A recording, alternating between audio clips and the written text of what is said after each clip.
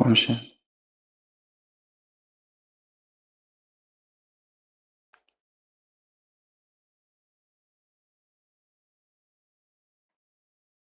जंगल से गुजरते हुए एक व्यक्ति को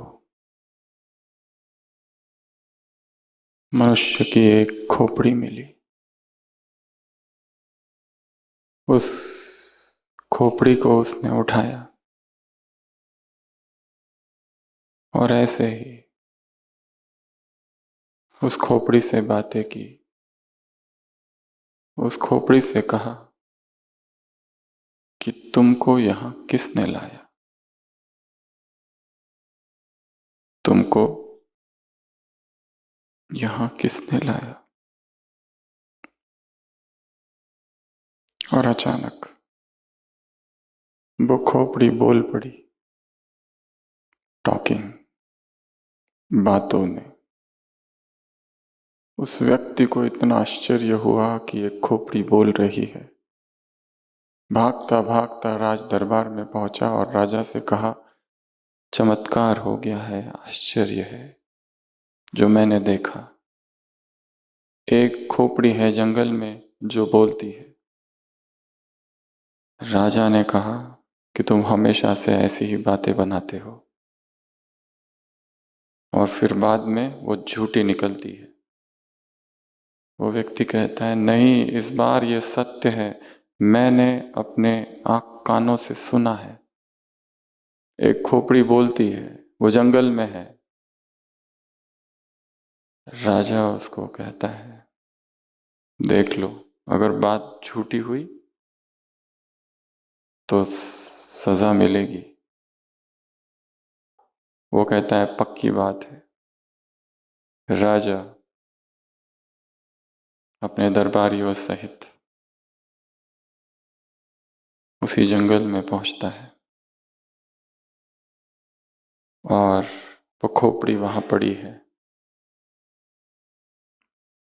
वो व्यक्ति उस खोपड़ी से फिर से पूछता है, तुमको यहां किसने लाया।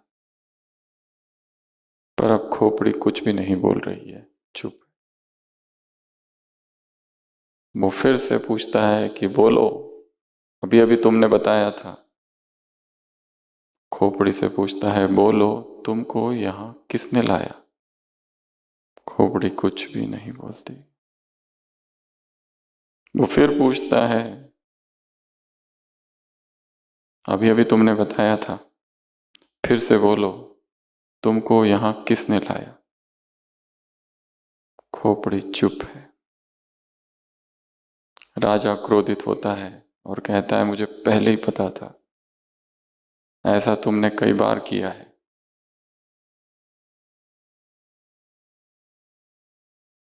और इतना क्रोध बढ़ जाता है कि अपने सिपाहियों से कहता है, इसे मार दो और इसकी खोपड़ी भी वहीं फेंक दो जहां ये खोपड़ी है। राजा और सिपाही चले जाते हैं।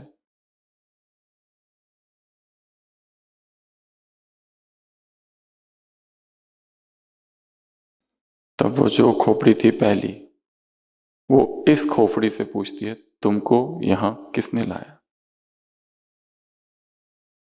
तब ये कहता है, टॉकिंग, बोलने की वजह से।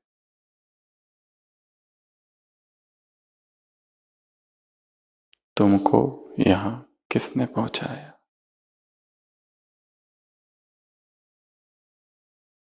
जिस जीवन परिस्थिति में हम हैं, जिस जीवन की घड़ी में हम खड़े, वहां हमको किसने लाया। शोर ने, शब्दों ने, बोलने, बातों ने।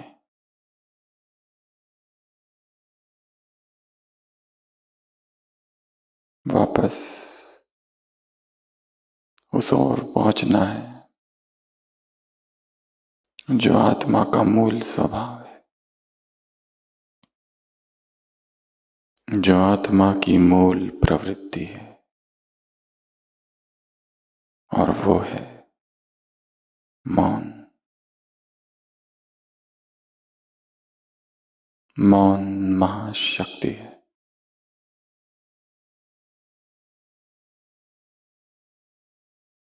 ऊर्जा का भंडार है।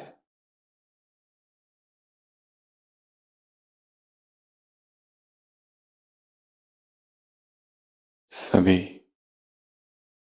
संसार के शोर से निकलकर इस मौन गुफा में आए और यहां आकर भी सुबह से लेकर रात तक हमारी दिनचर्या बोल की है, तो यहां आना सार्थक ना होगा। सेवाएं तो वहां पे भी कर रहे थे, मुरली तो वहां पर भी सुन रहे थे, क्लासेस वहां पर भी सुन रहे थे, योग वहां पर भी कर रहे थे, फिर यहां आने का उद्देश्य क्या? उद्देश्य एक ही है, मैं जो हूं, मैं जैसा हूं, मुझे स्वयं को जानना है, समझना है। वो जो दिनचर्या बाह्य मुक्ता में भटक रही है, स्वयं को फिर केंद्रित करने का लक्ष्य इस भट्टी का हो। नहीं तो यहां आना, 3 दिन रुकना, अच्छी अच्छी बातें सुनना, डायरियों में लिखना, केवल एक क्षणभंगुर स्मृति मात्र रहेगी। तप करने आए हैं, पिकनिक करने नहीं।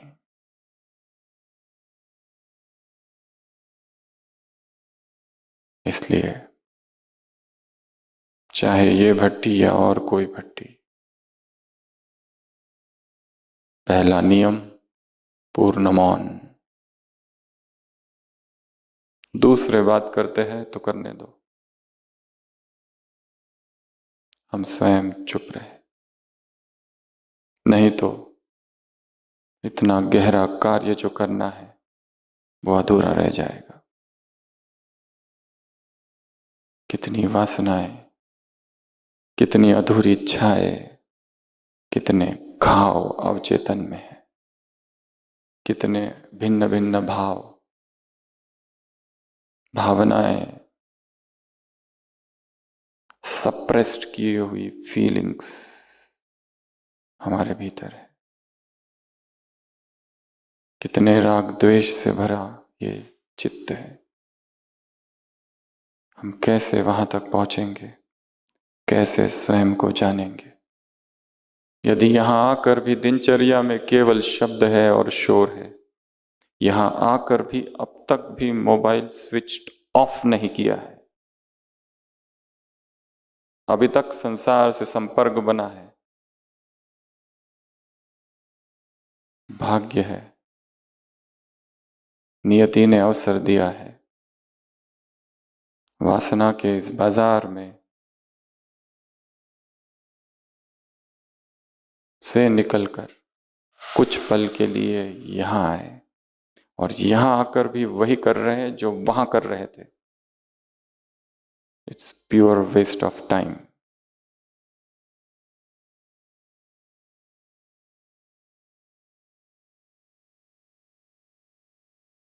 सुबह से लेकर ही दिनचर्या में बोल है, बातचीत है, कॉन्वर्सेशन है।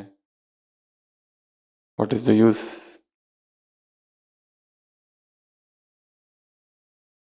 Absolute silence. एक शब्द मुंह से ना निकले, ऐसा मौन का जब तक अनुभव ना हो, ये भट्टी सार्थक नहीं होगी।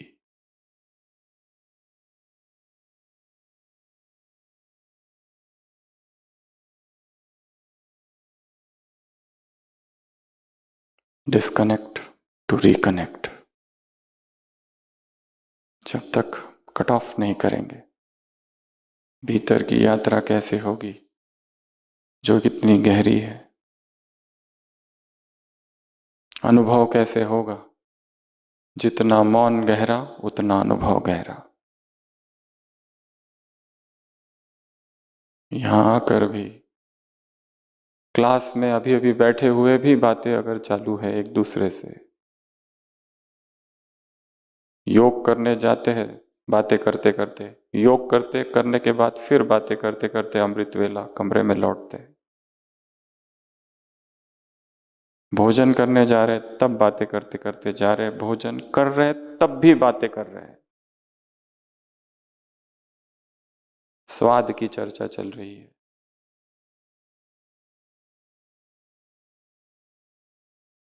यहां एक किस लिए थे? तुमको यहां किसने लाया? एक खोपड़ी ने दूसरी खोपड़ी से पूछा, उत्तर था टॉकिंग।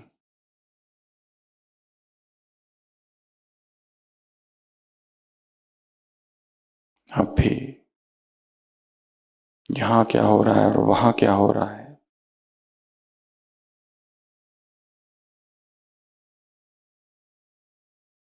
इसमें उत्सुकता है, तो अनुभव कब करेंगे? अनुभव इतना सस्ता नहीं, अनुभव त्याग मांगता है।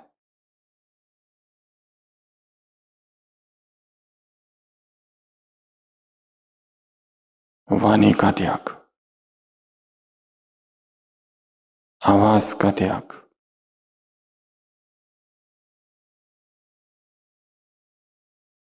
नहीं तो यहां आना,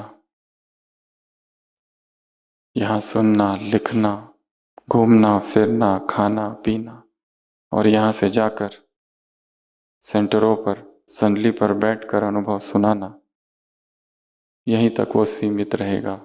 प्रभाव 10 दिन रहेगा, 15 दिन चलेगा, 1 मास चलेगा, बस।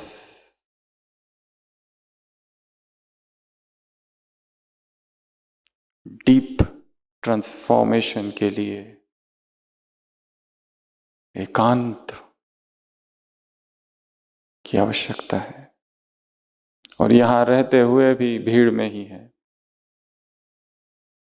सबके बीच में रहते हुए अनुभव करो कि मैं अकेला हूं, अकेला था, अकेला हूं और अकेला ही रहूंगा, तो ही भीतर पेनेट्रेट कर सकेंगे। नहीं तो जो संस्कारों के साथ आए थे वही संस्कार ले जाएंगे।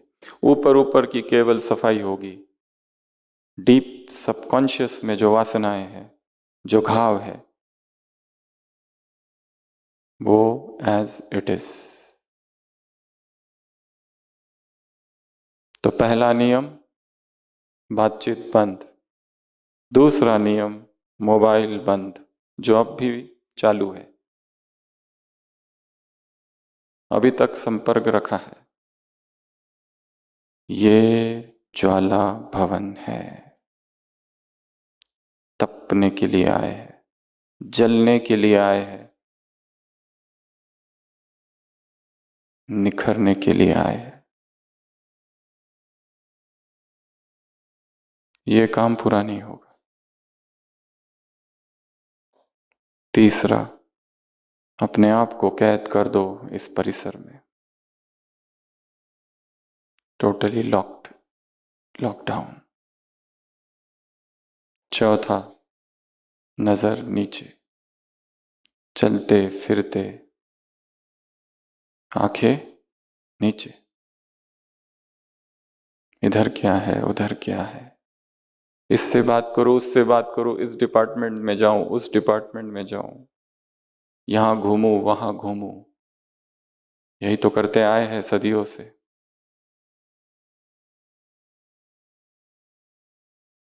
स्वयं के भीतर प्रवेश करना है,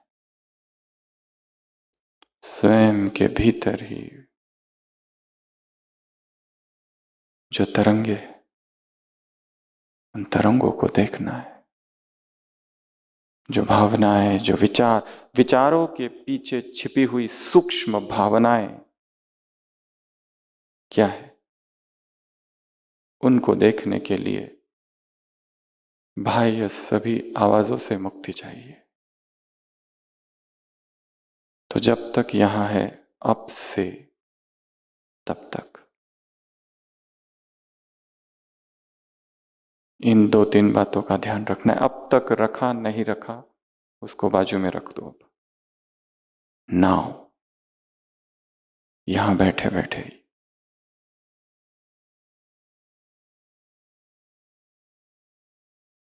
जो सबसे बड़ा संगीत है जीवन का, वो मौन संगीत है। चीन में एक बहुत ही प्रसिद्ध म्यूजिशियन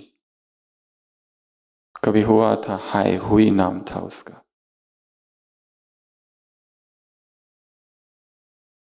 वेरी फेमस म्यूजिशियन। उसकी बराबरी का पूरे चीन में कोई भी नहीं था। परंतु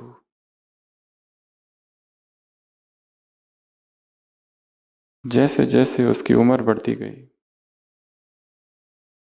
उसने अपना वाद्य का प्रयोग कम करते गया, वो जो इंस्ट्रूमेंट था। और एक समय आया उस इंस्ट्रूमेंट को ही फेंक दिया उसने। लोगों को आश्चर्य हुआ, इतना बड़ा म्यूजिशियन, इतना बड़ा संगीतज्ञ, और उसने अपने वाद्य को फेंक दिया। लोगों ने उससे जाकर पूछा, आपने ऐसा क्यों किया? म्यूजिशियन का तो जीवन होता है वो इंस्ट्रूमेंट। उसने कहा, जैसे जैसे मैं इस कला में पारंगत हो रहा हूं, मुझे पता चल गया है कि वास्तव में संगीत बाहर है ही नहीं।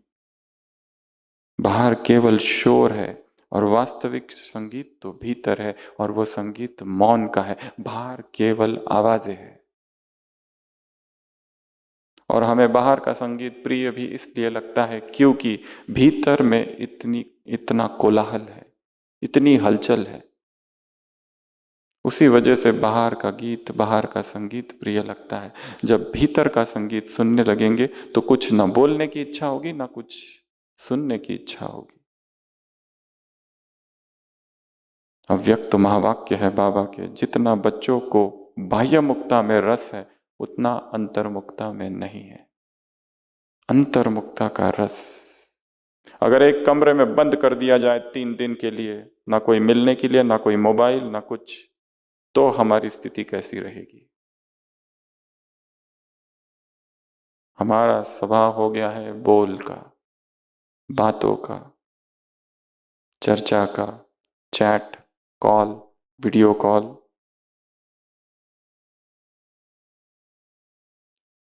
अनुभव नहीं होगा।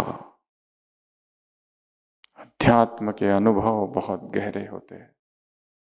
इतनी उथली, इतनी सुपरफिशियल और इतनी आर्टिफिशियल दिनचर्या से वहां तक तो पहुंच भी नहीं सकेंगे।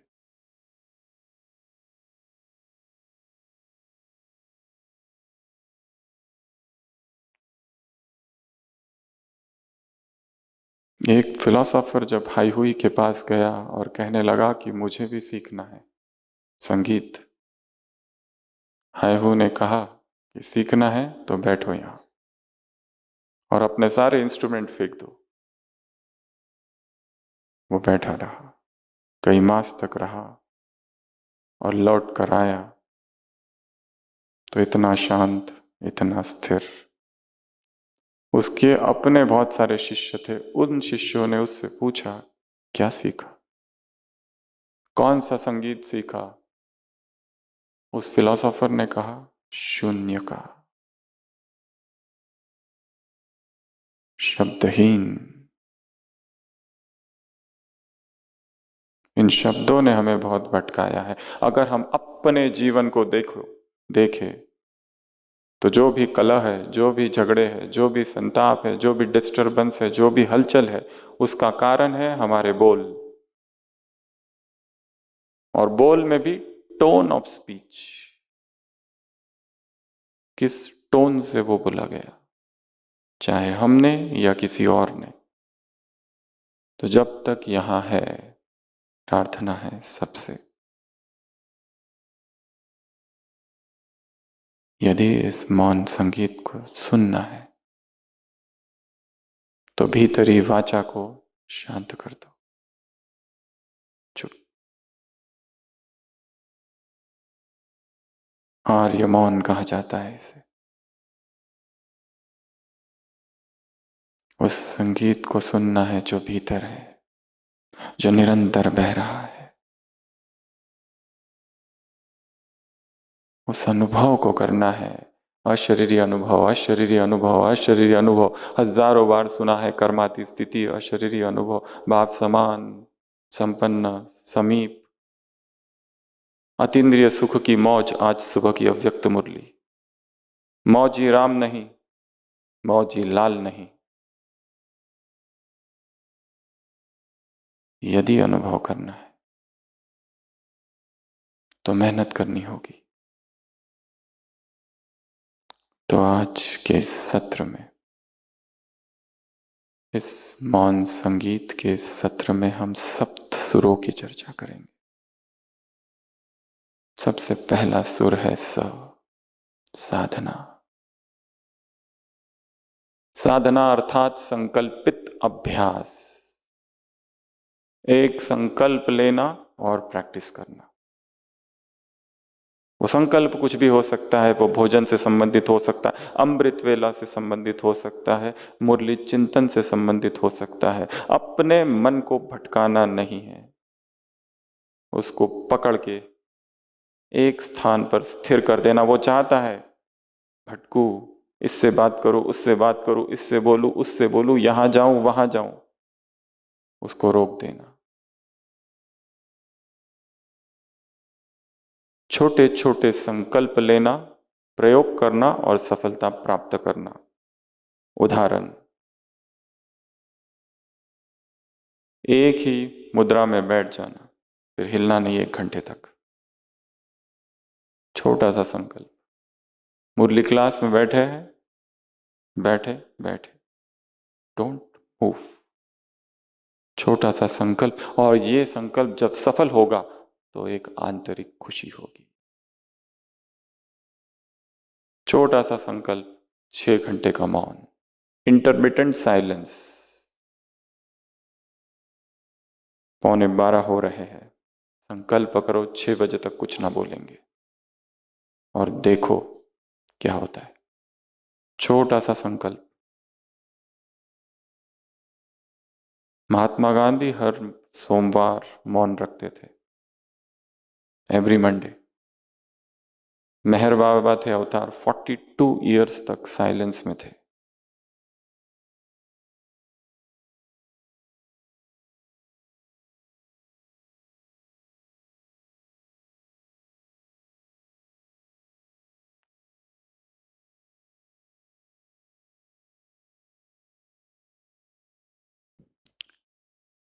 शब्द जड़ है, मौन चैतन्य है।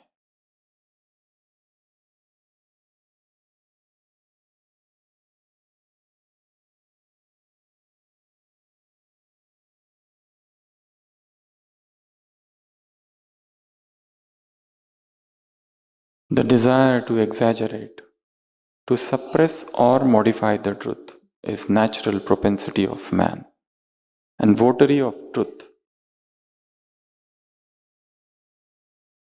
must overcome this tendency. Mahatma Gandhi ने अपने जीवन कहानी सत्य के प्रयोग में लिखा है कि जब मैं विदेश में था, लंदन में था, मुझे बोलना नहीं आता था। एक शब्द भी बोलना पड़ता था तो मुझे, एक लाइन भी बोलनी पड़ती थी तो अंग्रेजी में फ्रेम करना पड़ता था। स्टेज पर बैठता था तो थरथर कांपते थे हाथ। सभा में बोल नहीं सकता था, परंतु इसी न बोलने की प्रवृत्ति ने मेरे अंदर मौन की शक्ति का जन्म हुआ। क्योंकि मनुष्य की 3 कमजोरियां है। The propensity to exaggerate the truth, जो सत्य है हम उसकी अतिशयोक्ति करते, बड़ा चढ़ा कर बताते, एक। दूसरा, टू सप्रेस द ट्रूथ, हम उसको दबा देते, वो नहीं बताते दूसरों को। जो पूर्ण सत्य है उसको दबा के बताते। तीसरा, उसके साथ छेड़छाड़ करते हैं। प्रोग्राम किया जिसमें 100 लोग आए, हम लोगों को बताते 500 लोग आए थे। असत्य नहीं, परंतु हमने उसको मॉडिफाई किया है। To suppress the truth, to exaggerate the truth and to modify the truth and practice of silence is necessary to overcome this tendency. हम यदि अपने ही जीवन को देखें तो कितने ही ऐसे मौके होंगे, यदि आज हम सोचे कि हमने उस समय यदि नहीं बोला होता तो कितना अच्छा होता। ये जो संबंधों में इतनी टकराव, इतने झगड़े, वो किसकी वजह से हुए? टॉकिंग। तो सबसे पहला स्वर है साधना, मौन की साधना, इंटरमिटेंट साइलेंस की साधना, कंप्लीट साइलेंस की साधना। जैसी दिनचर्या है उस अनुसार अपना काम करो। जैसे कार्य पूरा होता है, एंटर इनटू साइलेंस। चुप।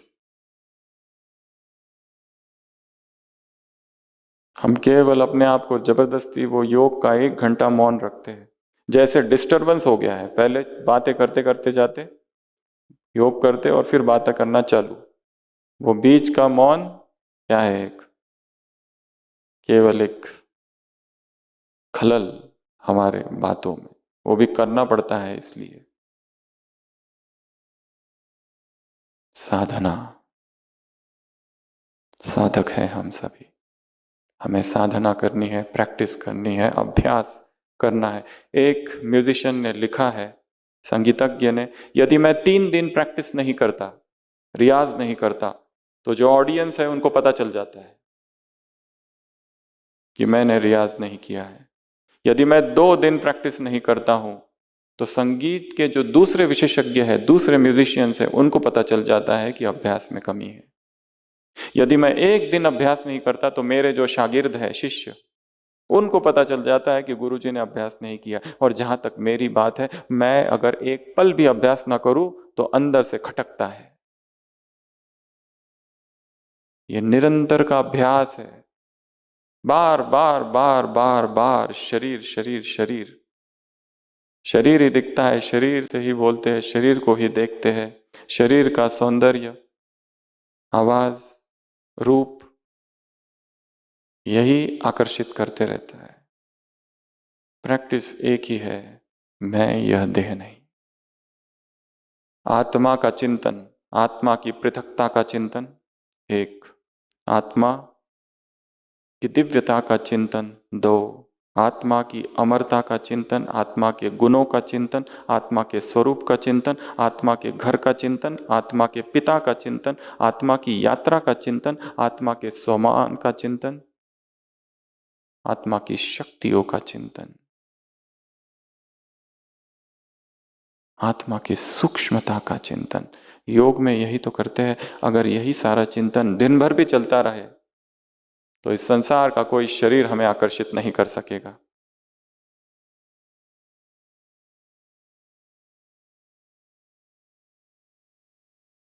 सोल कॉन्शियसनेस स्वतः होगी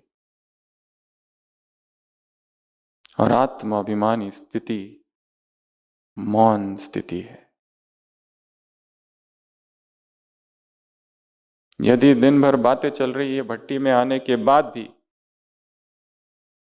तो जो क्लासेस सुन रहे हैं वो केवल वाणी विलास है।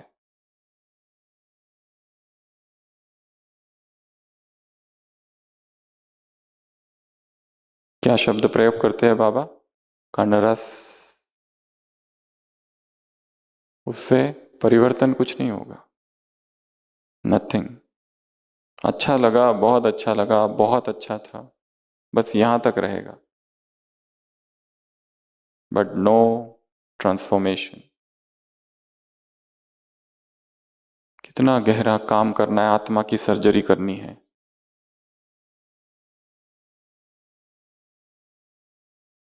तो सबसे पहला है साधना, प्रैक्टिस, अभ्यास, प्रैक्टिस प्रैक्टिस प्रैक्टिस। वहां तो कितना मुश्किल है उस वातावरण में करना। हवाओं में ही विकारों की तरंगे है।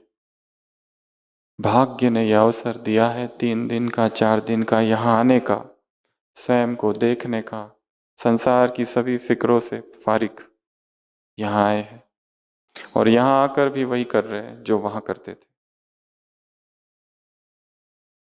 एकांत में बैठो और मौन संगीत सुनो। एकांत में बैठो कहीं पर भी, इस परिसर में पक्षियों की आवाज को सुनो, बारिश को सुनो, पेड़ों की आवाजों को सुनो। यहां अभी बैठे हुए इस हॉल में जो संगीत है उसको सुनो। सभी आंखें बंद, और जो आवाजें सुनाई दे रही है केवल उन आवाजों को सुनना है। कुछ भी हो वो, शांत।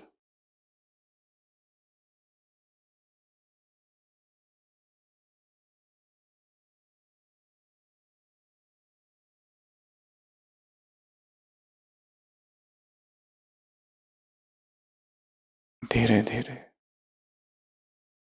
स्वयं के भीतर जो आवाजें है, जो भाव है, जो इच्छाएं है, जो विचार है, उन विचार की सूक्ष्म ध्वनियों को सुनो।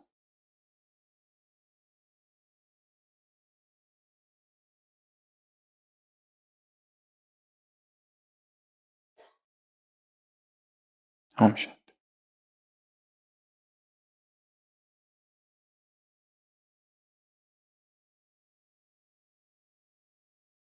निरंतर एक शोर है भीतर। विदेश के एक लेखक ने लिखा है, मैंने भारत से सुना है कि भीतर जाओ, भीतर जाओ, भीतर जाओ तो शांति मिलेगी।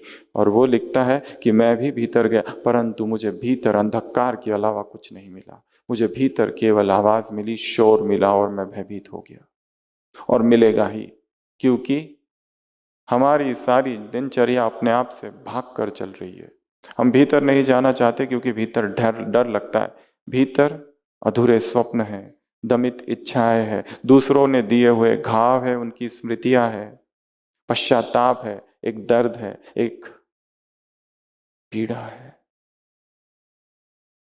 सोचो, एक दिन के लिए आंखें बंद करके 24 घंटे यदि हम एक ही जगह बैठे रहे और कहा गया कि भीतर देखो केवल,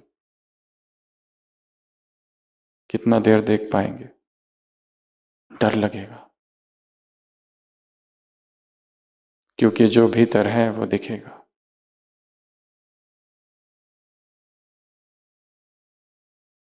तो साधना है मौन की। यहां बैठे बैठे अपनी वहां की दिनचर्या देखनी है। देखना है कि सारा दिन कैसे बीतता है, वहां का, यहां का नहीं। और कहां पर साइलेंस को इंट्रोड्यूस कर सकते हैं। प्रकृति का सानिध्य कितना है। किसी गार्डन में जाओ, किसी छत पर जाओ, किसी पेड़ के नीचे जाकर बैठो, किसी मंदिर में जाकर बैठो, किसी प्राकृतिक स्थान पर, कोई ऐतिहासिक स्थल पर, और वहां बैठकर अपने जीवन का चिंतन करना है। तो सबसे पहला है साधना, दूसरा है रे, राग रहित, राग रहित चेतना। जहां देखो वहां क्या है? राग, मोह। हम सब में फंसे हुए हैं, व्यक्तियों में, स्थान में, भोजन में, परिस्थितियों में, हर चीज में राग। अगर कोई 3 दिन हमारे कमरे में रहता है और उसका स्वभाव हमें पसंद आ जाता है तो तुरंत दोस्ती हो जाती है, तुरंत राग हो जाता है। और फिर जहां मोह है वहां पीड़ा निश्चित है।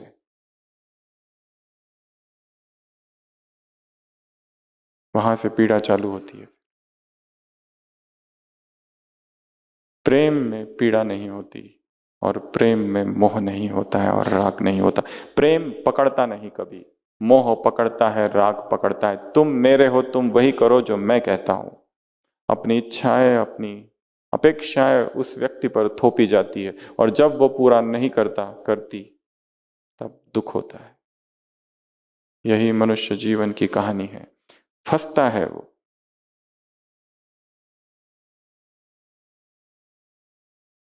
प्रेम का उसे कोई अनुभव नहीं। वो केवल कहता है प्रेम प्रेम प्रेम, I love you I love you I love you, but वो लव कभी था ही नहीं, क्योंकि love is non possessive. Possess नहीं करता है वो, अधिकार नहीं जमाता किसी पर। तुम केवल मेरे हो, तुम वही करो जो मैं कहता हूं। This is not love but attachment. अपने जीवन को यदि हम देखें तो हम अटैचमेंट्स में जी रहे हैं। हमने कुछ किया, उससे अटैचमेंट। जो रचना की, उस रचना से अटैचमेंट। सेंटर बनाया, उस सेंटर से अटैचमेंट। किसी कुमार कुमारी को तैयार किया, उससे अटैचमेंट। व्यक्ति से अटैचमेंट, स्थान से अटैचमेंट, पीस ऑफ आर्ट से अटैचमेंट। ये फ्लावर पॉट हमने बनाया, इससे अटैचमेंट। रंगोली निकाली, उससे अटैचमेंट। हम अपनी रचना में आकर्षित हो जाते हैं और फंसते हैं। और फिर उसका हमें क्या चाहिए? एक्नॉलेजमेंट। हमने सेवा की, हमारा नाम हो।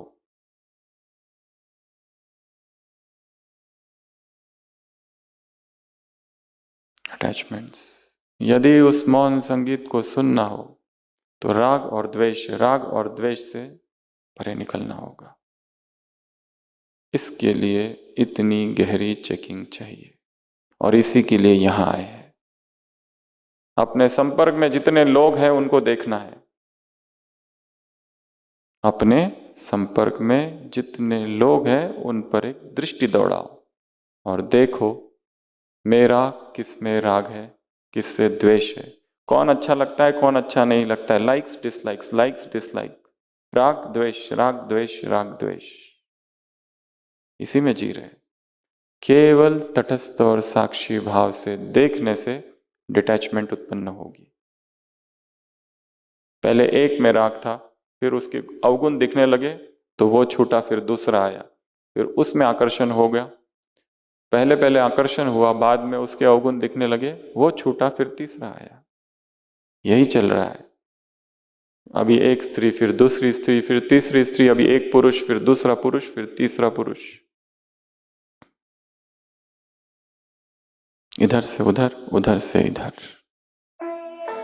सभी स्थिर बैठेंगे और जो अभ्यास बताया अपने ही जीवन में जितने लोगों को हम जानते हैं उन सभी पर एक दृष्टि दौड़ाएंगे, आंखें बंद, और अपने राग द्वेष की चेकिंग करेंगे।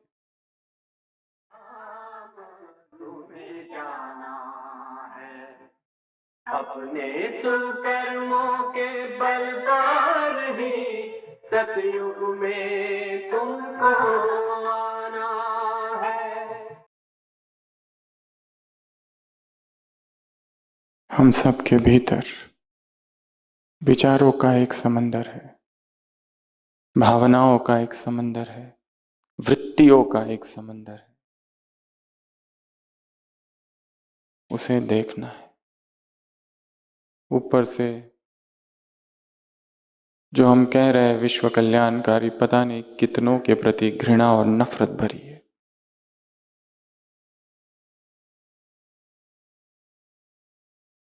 अपने सूक्ष्म भावों को देखना। किसी भी परिवर्तन के लिए सबसे पहली बात जरूरी है स्वीकार करना। यदि कोई व्यक्ति दारू, बीड़ी, अल्कोहल कुछ भी लेता है और वो मानता ही नहीं कि मैं ये लेता हूं, तो उसको हम मदद कैसे करेंगे? वो कैसे छूट पाएगा उस व्यसन से? पहले तो ये स्वीकार करना पड़ेगा कि मैं मोह के व्यसन से पीड़ित हूं।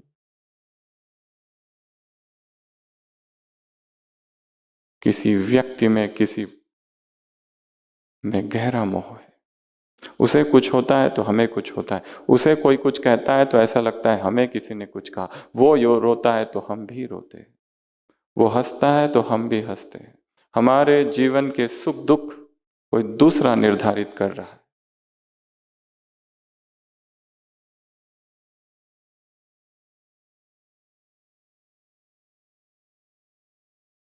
तपस्या अर्थात निर्मोह की स्थिति को प्राप्त करना। हमारा निर्मोही होना उसके भी हित में है।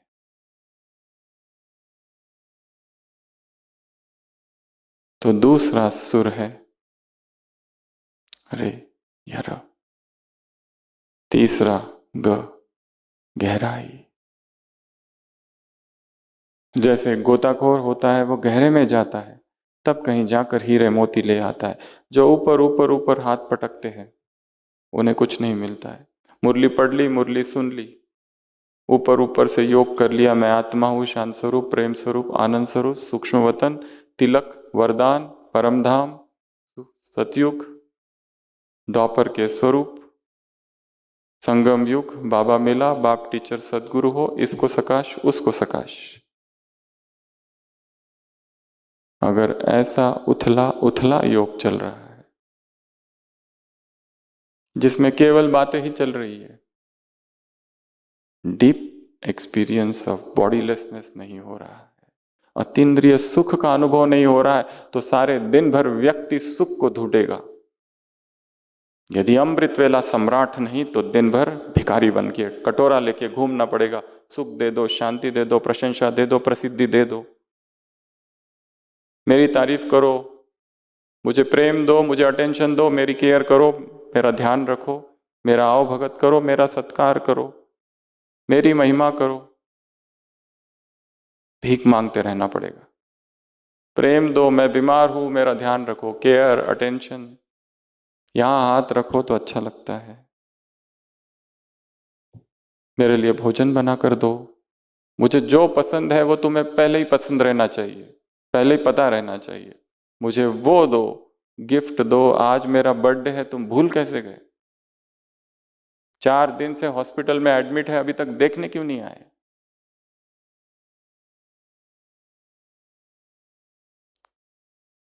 रॉयल भिखारी। हम आए और स्वागत के लिए कोई भी खड़ा नहीं,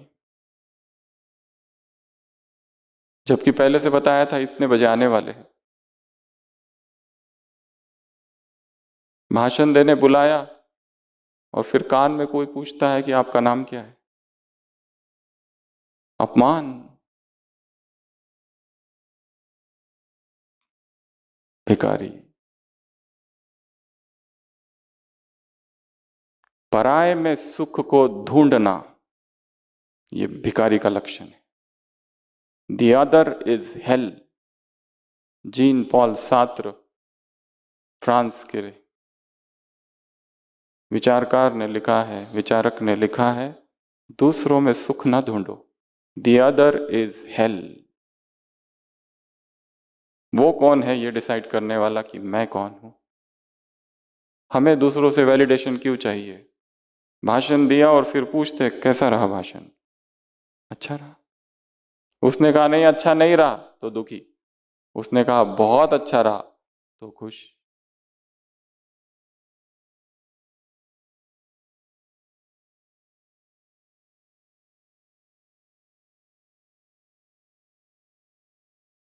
हमारा भाषण परफॉर्मेंस नहीं,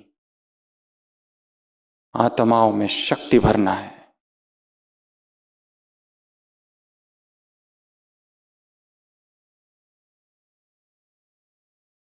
और दुआएं प्राप्त करने से बड़ा भाषण इस संसार में और कोई नहीं। दुआएं प्राप्त करने से बड़ी सेवा और कोई नहीं। भाषण की सेवा शूद्र है उस सेवा के आगे।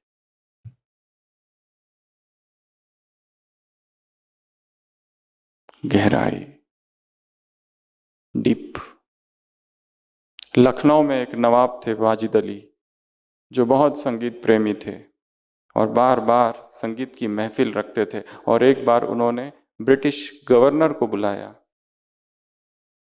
और अपने सभा के जो संगीतकार थे, तबला, ढोलक वादक, सारंगी, सितार वादक, सब बैठे थे। वो गवर्नर आके बैठा, अभी संगीत सभा चालू नहीं थी, सब अपने अपने कस रहे थे, अपने अपने वाद्य। कोई ढोल पीट रहा था, कोई सारंगी के तार छेड़ रहा था, गिटार के तार छेड़ रहा था। उस गवर्नर ने कहा क्या मधुर संगीत है, वाह, इसी को चलने दो। वो 3 घंटा तक वही करते रहे, बस ठोक ठाक।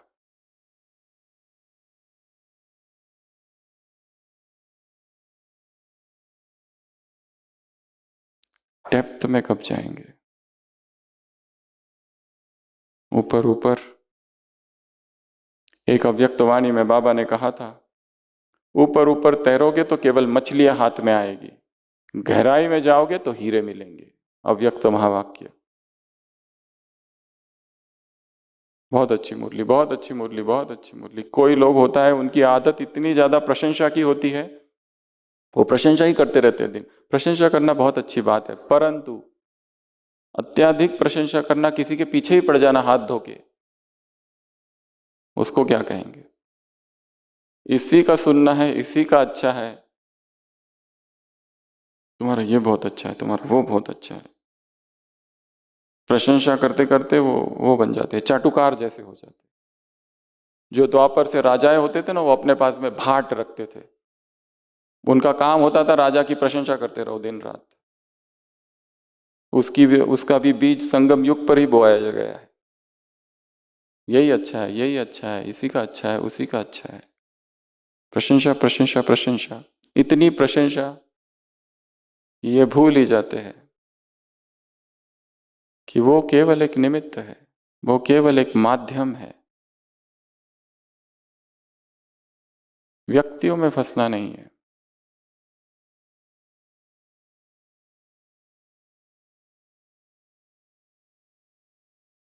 गहराई। मैं गोताखोर, मुझे गहरे जाना होगा। तुम तट पर बैठ भंवर की बातें किया करो। कभी कहता है कि मैं तो गोताखोर हूं, मुझे बहुत डीप जाना है, कांटे रोंदूंगा अपनी राह बनाऊंगा, तुम फूलों भरी डगर की बातें किया करो।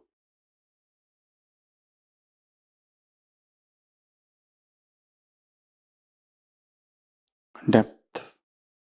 और यदि गहरा जाना है, अध्यात्म में सबसे ऊंचा वो उठता है जो जितना नीचे गहरा जाता है। कुछ पेड़ होते हैं जो जितना ऊपर जाना होता है उनको कहाँ जाना पड़ता है? नीचे। जो नीचे जितना जाएंगे वो ऊपर उठना उठ सकेंगे। अध्यात्म की गहराई ही अध्यात्म की ऊंचाई है।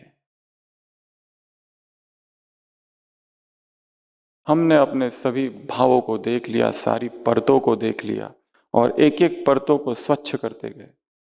कितने कॉम्प्लेक्सेस अंदर है, कितने डीप इमोशंस अंदर है, गहरे घाव है अंदर है। उसको कैसे, जब तक हम कितनों को माफ करना बाकी है और कितनों से माफी मांगना बाकी है अभी, जब तक ये दो कार्य नहीं होंगे, चित्त निष्कलंक और शांत नहीं होगा। सुबह से लेकर रात तक सेवा करते हैं, भाषण करते हैं, सेमिनार करते हैं, वर्कशॉप करते हैं, सेंटर खोलते हैं, प्रदर्शनी करते हैं, कोर्स कराते हैं, बड़े बड़े प्रोग्राम्स करते हैं, नए नए सेंटर्स खुल रहे हैं, परंतु भीतर बेचैनी है, अशांत मन है। क्यों? एक ही दिन में 5-5 भाषण करते हैं, फिर भी भीतर से शांति नहीं है। क्यों? भट्टी कराते हैं परंतु शांति नहीं है। क्यों? क्यों? कुछ करना बाकी रह गया है, और वो कार्य होगा मौन में। एक क्षण आवश्यक है, बस 1 मोमेंट। गहराई। अगला म मिट जाना। अपने नाम को बाजू रखो। इस भट्टी में आए हो, किस लिए आए हो? वहां हमारा जो जीवन है, यदि हम देखें तो उसमें नाटकीय जीवन है, उसमें नकाब पहने हुए हैं कहीं ना कहीं। हम वो नहीं है जो हम दिखा रहे हैं, भीतर से कुछ, बाहर से कुछ। यहाँ आए हैं किसी नाटक के लिए नहीं, स्वयं को देखने के लिए, स्वयं को जानने के लिए, निर्वस्त्र, जैसा हूं वैसा देखने के लिए। कोई नकाब नहीं, सब नाम को बाजू रखो। ना मेरा कोई नाम है, ना मेरा कोई रूप है, ना मेरा पद है, ना कोई प्रतिष्ठा है, ना मुझे पैसे से कुछ लेना देना है। सब कुछ बाजू में रखकर ऐसी निपट, नग्न अवस्था। भगवान को ऐसे बच्चे प्रिय है जो बहुत सच्चे हैं, जिनमें झूठ है, जिसमें आडंबर है, जिसमें दिखावा है, छल कपट से भरे हुए हैं, बोलते कुछ है, सोचते कुछ है, करते कुछ है। ऐसे उसे प्रिय नहीं है। जिनका हृदय शुद्ध है, निर्मल है, ऐसी आत्माएं उसे प्रिय है। सब कुछ बाजू में रखकर अपने आप को समर्पित कर देना। सभी फिर से स्थिर, 1 मिनट के लिए फिर आंखें बंद। अपने नाम को भूल जाओ, अपने रूप को भूल जाओ, अपनी पद, अपनी प्रतिष्ठा, अपना सेंटर, अपना घर, अपना ऑफिस, अपनी पदवी, अपना इतिहास। बाबा, मैं जो हूं, ये हूं और आपका हूं। ना कोई नकाब, ना कोई आडंबर, ना कोई कृत्रिमता, ना कोई आर्टिफिशियलिटी। मैं अपने ओरिजिनल स्वरूप में, अपने मौलिक स्वरूप में, बाबा मैं ये हूं। ना मेरे पास ज्ञान है, ना योग है, ना धारणा, ना सेवा। बाबा मैं ये हूं।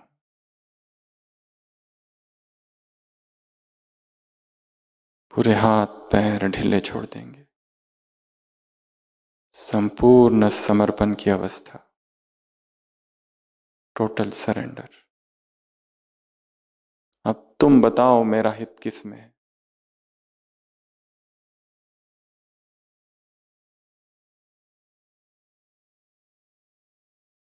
तुम बताओ मैं आगे क्या करूं। तुम बताओ मुझे क्या करना चाहिए।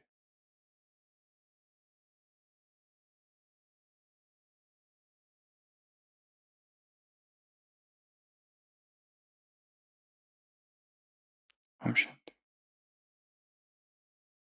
जब तक ज्ञान सरोवर के इस परिसर में है, तब तक इसी समर्पण भाव से चलना, फिरना, उठना, घूमना, बैठना, नामहीन, रूपहीन, इतिहासहीन। यहां आया हूं एक विशेष उद्देश्य से। हो सकता है यहां फिर कभी ना आए। कोई कह सकता है मैं आऊंगा फिर। जीवन कितना अनित्य है। व्यक्ति ऊपर छत पर है, नीचे दोस्त आया है गेट पर, वो कहता है हेलो मैं आ रहा हूं रुको।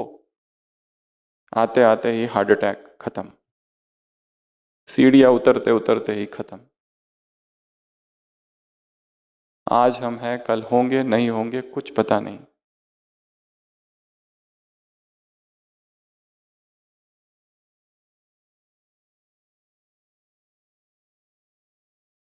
सोचते हम इस स्थान पर रहे तो शरीर छूटे, पर क्या ऐसा हो सकता है? हमारे हाथ में मृत्यु का समय, मृत्यु का कारण और मृत्यु का स्थान निश्चित है, और हमारे हाथ में नहीं। कोई सोचता है मैं मधुबन में शरीर छोड़ू, पर ऐसा होता है? कोई एक बहुत पहले भाई था, कभी घर नहीं गया 30 साल में, एक दिन घर गया। 3 दिन 4 दिन के लिए। पुराना घर था, गांव था, मकान, गाय थी, वो सब सेटल करने गया। उसी गाय ने सिंग मार दिया, वहीं डेथ हो गई। जीवन अनित्य है। यहां जो आए हैं वापस आएंगे कि नहीं पता नहीं। We don't know. हमें कुछ भी नहीं पता। इसलिए बाह्य जो कुछ हो रहा है होने दो। हम अपनी आंतरिक तपस्या जारी रखें। बहुत अच्छे भाव में इस शरीर से आत्मा बाहर निकले। अभी कुछ दिनों पहले एक पेशेंट पार्टियों में आए थे। पांडवों में भट्टी में ग्रुप आया था गुजरात से कहीं से। वो एक भाई था, आधी रात को उसको एडमिट होना पड़ा, बहुत ज़्यादा सांस फूलने लगी। हमने देखा वो होश में नहीं है, बेहोश है लगभग, परंतु कंटिन्यूअस बाबा बाबा बाबा बोले जा रहा है। आधा बेहोश है, आधा जागृत है। वो कहाँ से निकल रहा था, इतनी गहराई से, इतनी पीड़ा में वो शब्द निकल रहे थे। और जब दूसरे दिन तीसरे दिन वो थोड़ा ठीक हुआ, थोड़ा होश में आया, उससे पूछा क्या तुमको कुछ याद है? वो कहता है कुछ भी पता नहीं। वो तो कहने लगा मैं यहाँ आया कब वही नहीं पता, मुझे खाली इतना पता है पांडव भवन में आया, कमरे में अपना सामान रखा, शांति स्तंभ पर जा रहा था और अचानक कुछ हो गया। उसके बाद में आज आँख खुली है 3 दिन के बाद। कितनी गहरी उसकी साधना होगी, कैसा प्रेम होगा।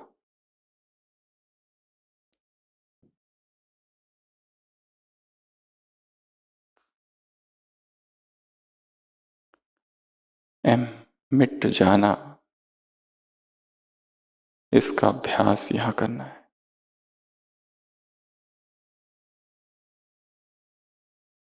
अगला पवित्रता।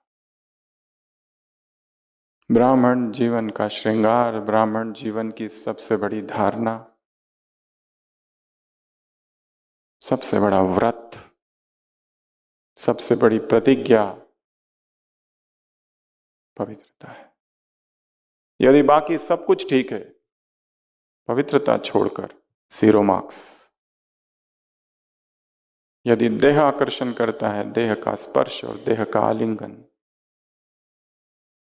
और देह का सौंदर्य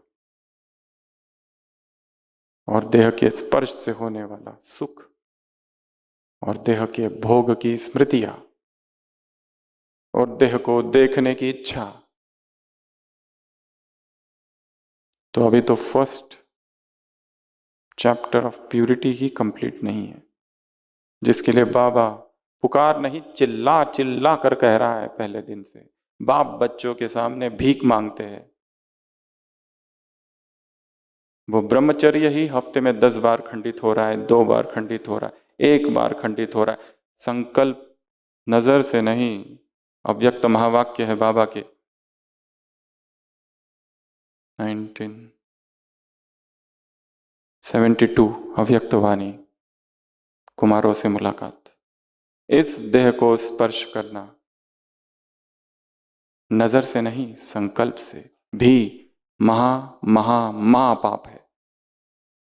अभी तक इस देह के आकर्षण से ही नहीं निकले, फर्स्ट चैप्टर में ही फेल है, तो कहां से अध्यात्म के अनुभव होंगे।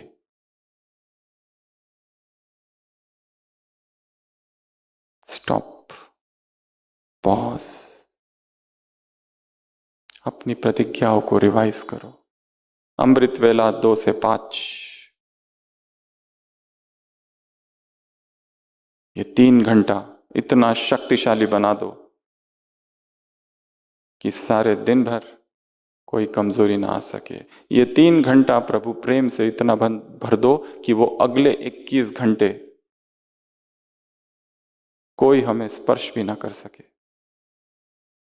ये 3 घंटे का एक एक मिनट अव्यक्त महावाक्य है बाबा के। यहाँ के घंटे अमृत वेले के घंटे, वहां के जन्म। यहां लेट तो वहां लेट।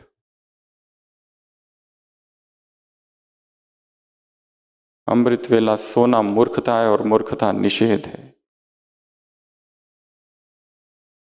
टाइम वेस्ट है। जो परिवर्तन करना है वो अमृत वेला ब्रह्म मुहूर्त ही होता है। उस मौन में, उस एकांत में ही हृदय के तार परम से जुड़ते हैं। उस समय हम सो रहे हैं, उस समय सुस्ती में है, उस समय नींद में है, उस समय व्यर्थ में है, उस समय मेंटल ब्लॉक हो गया है। उठ तो गए हैं परंतु सुन, कुछ भी नहीं चल रहा है।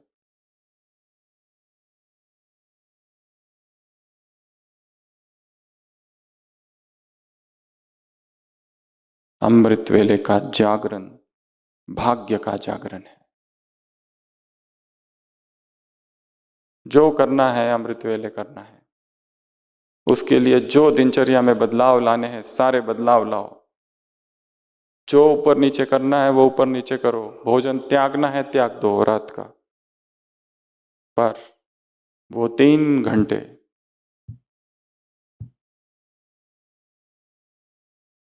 महाशक्ति का समय है। अपने आप को इतनी ऊर्जा से भर लो, फिर किसी व्यक्ति के पास प्रश्न लेकर जाना नहीं पड़ेगा, किसी को पूछना नहीं पड़ेगा ये करूं कि वो करूं कि वो करूं। सभी प्रश्नों का उत्तर अमृत वेला है।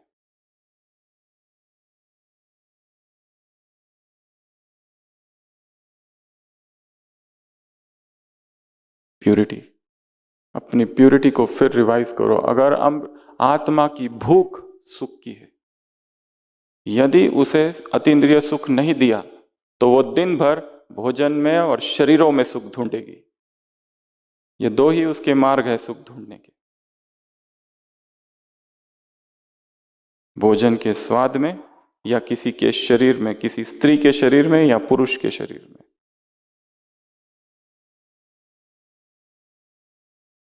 क्योंकि उसे सुख चाहिए, चाहे इंद्रिय या अतीन्द्रिय, कोई भी। अगर वो नहीं दिया तो वो इसके पीछे भागेगी। इसलिए अति इंद्रिय सुख का अनुभव। दिन भर में कारोबार है, सेवाएं है, विस्तार है, बातें है, बोलचाल है, लोग है, वातावरण है, परिस्थितियां है, हिसाब किताब है, बीमारियां, क्या कुछ नहीं है। केवल ये सुबह का समय, उठो, जागो, सब आलस को एक तरफ, सब नींद और स्वप्न को जहर समझना है।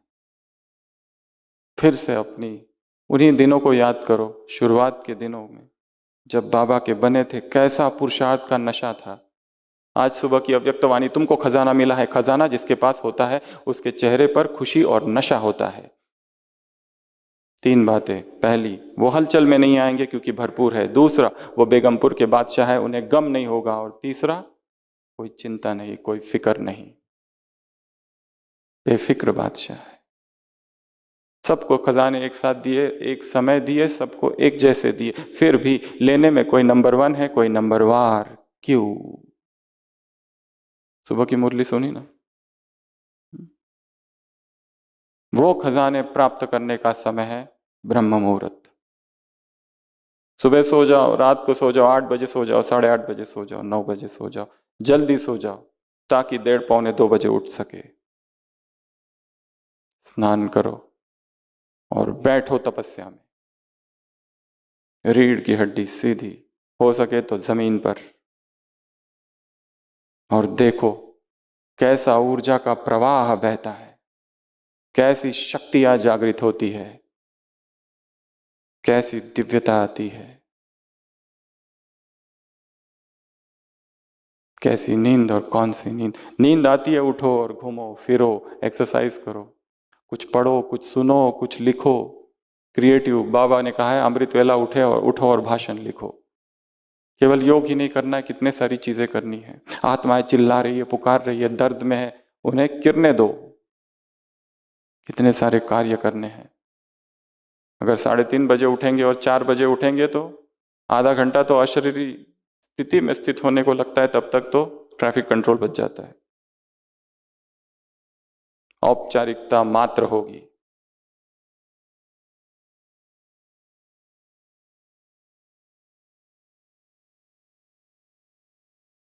अगला धारणा। सुबह की अव्यक्त वाणी, उदाहरण दिया मधुरता और सरलता का। जिस गुण की जब आवश्यकता वो आ जाए, हमारे कर्मों में गुण दिखाई दे। भाषण बहुत अच्छा देते हैं, योग भी बहुत करते हैं, पर कर्म में क्रोध है, घृणा है, नफरत है, ईर्ष्या है, द्वेष है। अर्थात अभी कर्म और गुणों में बहुत दूरी बाकी है। थियरी समझ में आई है, प्रैक्टिकल नहीं हुआ है। धारणा, और धारणा सहज हो जाए।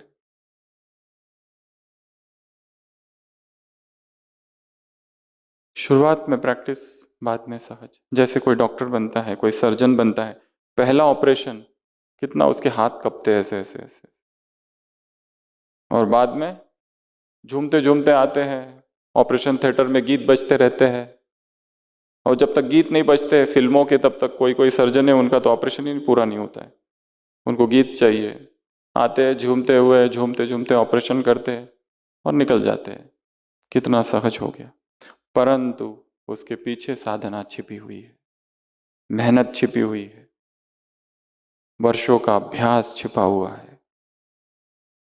कोई भी चीज पहले कठिन होती है, धीरे धीरे वो सहज होने लगती है। पहले पहले लगे अरे कैसे उठे हम, हमसे तो उठना ही नहीं होता है। उठे भी तो अभी कभी 4 बजे उठते, कभी 4:15, कभी 4:30, कभी 5, कभी 5:30, कभी 6, और कभी 6:30, और कभी 7, और कभी 8। और तब बहाना कितना बनाना पड़ता है कि तबीयत ठीक नहीं है, बुखार जैसा लग रहा है। कल रात में ही लग रहा था, वैसे बाबा को रात में ही बोल के रखा था, पर वो थर्मामीटर से नहीं आता है कभी। हाँ, हमारा अंदर वाला बुखार है।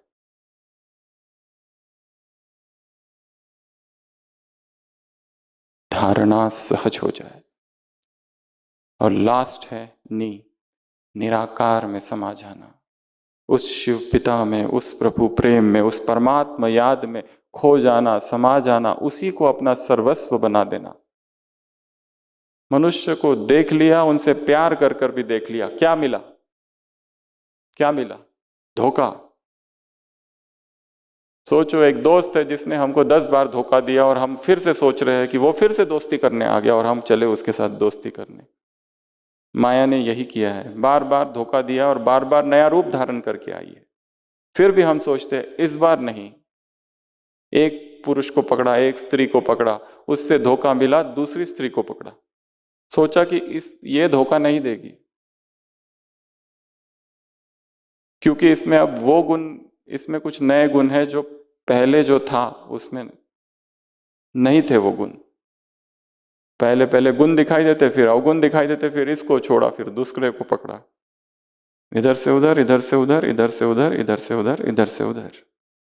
बुद्धि व्यक्तियों में, मनुष्यों में फंसती जा रही है। भगवान से प्यार कब करेंगे? वैन वो निराकार सत्यम शिवम, उसके अधिक, उससे अधिक सुंदर कुछ है ही नहीं। ना कोई व्यक्ति है, ना किसी के गुण है। उस निराकार में समा जाने का समय है 2 से 5, अमृत वेला। उसकी यादों में योग की परिभाषा, जगदीश भाई की एक क्लास है जिसमें उन्होंने 12 परिभाषाएं, 10 परिभाषाएं दी है। योग अर्थात संबंध, योग अर्थात मिलन, योग अर्थात लगन में मगन, योग अर्थात कनेक्शन, योग अर्थात एकाग्रता, योग अर्थात अटेंशन, योग अर्थात सोल कॉन्शियसनेस, गॉड कॉन्शियसनेस, योग अर्थात समर्पण, योग अर्थात याद की यात्रा, योग अर्थात एनर्जी ट्रांसफरेंस। हायर पावर से एनर्जी हम में आ जाए, योग करने के बाद ऐसा अनुभव हो कि आज मुझे कुछ मिला है। हर अमृत वेला इतना रिफ्रेशिंग हो। अमृत वेला ATM है, अमृत वेला टाइम मशीन, ATM। जितना खजाना लेना चाहो ले लो। जिस कमी पर काम कर रहे हैं, जो गलती हमसे हुई है, अगर उसका चिंतन करना है, अमृत वेला। यदि जीवन में कोई परिस्थिति आ जाए, उस परिस्थिति का निर्णय अमृत वेला तक ढकेल दो, टाल दो, तुरंत निर्णय नहीं लो। मेजर डिसीजन लेना है, सेंटर पर रहूं, घर पे रहूं, घर पे रहूं, सेंटर पे रहूं, मधुबन में रहूं, half time, full time job, half time job, शादी करूं बच्चों की कि नहीं करूं, खुद करूं या नहीं करूं, इधर जाऊं या उधर जाऊं। कोई भी मन में अनिर्णय की स्थिति है, उत्तर है अमृत वेला। बैठो, सब नकाब बाजू में, और उसको पूछो कि तुम बताओ, तुम बताओ, यू टेल। तो ऐसी हमने कितनी बातें देखी? 7। साधना, सा, राग रहित चित्त, या कहो द्वेष रहित चित्त, दोनों, राग और द्वेष। ग, कहाँ जाना है? थोड़ी गहराई में, और गहराई में जाने के लिए मौन चाहिए, और गहराई में जाने के लिए प्रकृति का सानिध्य चाहिए।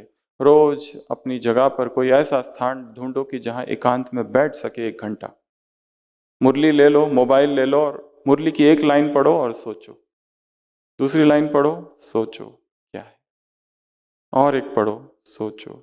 आज की मुरली ज्ञान अर्थात योग अर्थात शक्तियाँ, धारणा अर्थात गुण, सेवा, सेवा अर्थात खुशी, अगर खुशी नहीं है तो सेवा छोड़ दो, संबंध संपर्क दुआएं, सुबह की अव्यक्त वाणी। 1 लाइन पढ़ो, आंखें बंद करो, सोचो, देखो, फिर पढ़ो, फिर सोचो, फिर पढ़ो, फिर सोचो। छत पर जाओ, एकांत में जाओ, किसी मंदिर में जाके बैठ जाओ, कहीं पर भी, बाबा के कमरे में बैठो, यदि घर पर ही बाबा का कमरा है तो कुछ तो करना है जिससे हम गहराई में जा सके। ग, अगला, मां, मिट जाना। ये जो आर्टिफिशियल आइडेंटिटी है, वो जो आधार कार्ड पर है, वो मैं नहीं। अगला, प, अपनी प्योरिटी को बार बार रिवाइज करना है। अगला, ध, अपनी धारणाओं को, नए नए ज्ञान में आए, इससे पहले भी सुनाया था, परिवार नया नया ज्ञान में आया, कहीं जाना था, शादी में गए, प्लेट पर समोसा आया, तो समोसा का खोला और आलू खाने लगे बाहर का। उसको पूछा तुम ज्ञान में हो? वो कहता है कि हम बाहर का नहीं खाते, हम अंदर का खाते हैं।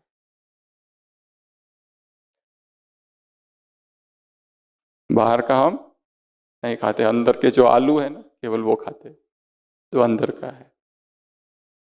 तो और लास्ट, नी, निराकार में खो जाना, सभी स्थिर, एकाग्र। डायरी पेन पेंसिल नीचे रख दो,